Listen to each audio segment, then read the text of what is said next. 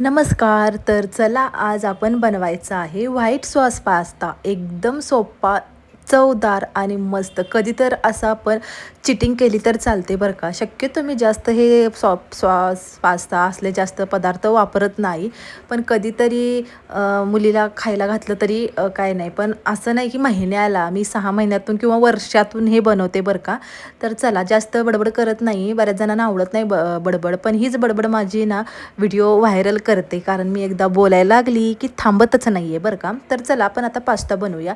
हा पास्ता मी आणला होता मार्केटमधून. आता काय करायचं, हा पास्ता आपल्याला एक 5-10 मिनटं काय करायचं आहे, उकळून काढायचं आहे. जास्त गरगरीत शिजवायचा नाही. शिजवताना पाणी गरम करायचं, त्याच्यात थोडंसं तेल टाकायचं, मीठ टाकायचं आणि हा पास्ता आपल्याला काय करायचा आहे, बॉईल करून घ्यायचा आहे.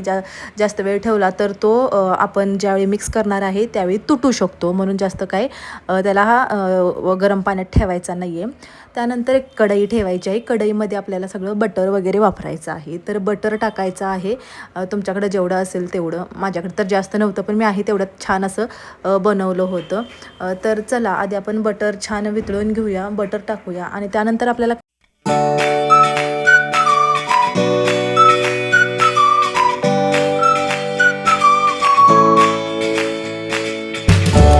बटर छान वितळल्यानंतर ते थोडंसं गरम झाल्यानंतर त्याच्यामध्ये आपण पहिल्यांदा टाकायची आहे हिरवी मिरची, कारण थोडंसे तिखट तर लागलंच पाहिजे. तुम्ही नको असेल तर नाही टाकली तरी चालेल. त्यानंतर कांदा, माझ्याकडे ढोबळी मिरची, टोमॅटो, 1-2-3 व्हेजिटेबल्स होते, तेवढेच मी वापरलेले आहेत. तुम्ही मका वगैरे असेल तर तुम्ही वापरू शकता. आणि हा त्याच्यामध्ये आपल्याला छान असा परतून घ्यायचा आहे. जास्त मऊ पडेपर्यंत आपल्याला परतवायचा नाही आहे. थोडंसं पास्तामध्ये आपल्याला कुरकुरीत लागला पाहिजे. तरी नाही म्हटलं तरी थोडाफार तो शिजल्यासारखाच होतो. त्यानंतर आपल्याला हे एका दुसऱ्या भांड्यामध्ये काढून घेतलं तरी चालेल. आपण दुसऱ्या भांड्यामध्ये काढून घेऊया. त्यानंतर आपण जो पास्ता उकळायला ठेवलेला आहे ना, त्याची कंडिशन अशी आहे बघा. आता हा आपल्याला बऱ्यापैकी मऊ झाला आहे का बघायचं आहे. नसेल झाला तर अजून 1-2-3 मिनटं तुम्ही जर त्या गरम पाण्यामध्ये शिजवला तरी चालेल. इथं आपल्या भाज्याही छान अशा परतवून झालेल्या आहेत. जास्त मी नाही का शिजवलेल्या नाही आहेत, एका प्लेटमध्ये काढून घेतलेल्या आहेत. त्यानंतर आपल्याला आता बनवायचं आहे व्हाईट सॉस. आणि व्हाईट सॉस बनवण्यासाठी परत मी काय घेतलेलं आहे, त्याच कढईमध्ये बटर टाकलेला आहे आणि त्याच्यामध्ये आपल्याला मैदा टाकायचा आहे. तुम्ही कॉर्नफ्लॉवर जरी टाकलं तरी चालेल, पण मी मैदाच वापरणार आहे. आणि तो असा जास्त गुठळ्या होऊन द्यायच्या नाही आहेत. त्या पद्धतीने त्याच्यामध्ये आपल्याला काय करायचं आहे, हलवायचं आहे. कारण तो त्याचा कच्चापणा थोडासा गेला पाहिजे. अशा पद्धतीनं आपल्याला काय करायचं आहे, त्या बटरमध्ये हलवून घ्यायचं आहे. आणि ते पूर्ण जर हे जो मैदा आहे तो बटरमध्ये छान भाजल्यानंतर आपल्याला काय करायचं आहे, हळूहळू दूध टाकायचं आहे. आणि दूध टाकताना गुठळ्या होतात, तुम्ही बघू शकता. माझ्या पण झालेल्या आहेत. आणि खूप जास्त जर गुठळ्या झाल्या तर काही टेन्शन घ्यायचं नाही आहे.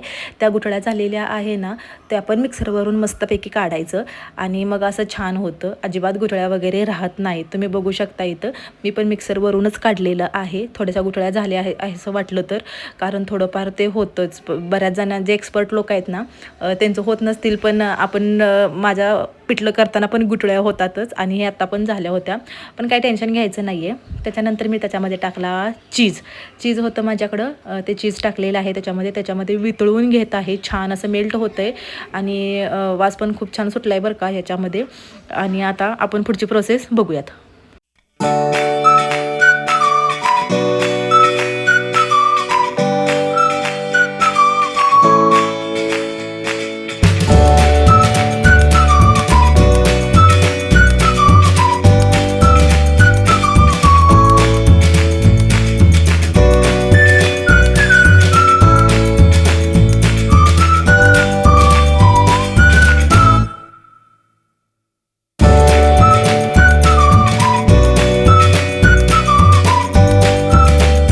त्यानंतर इथं आपला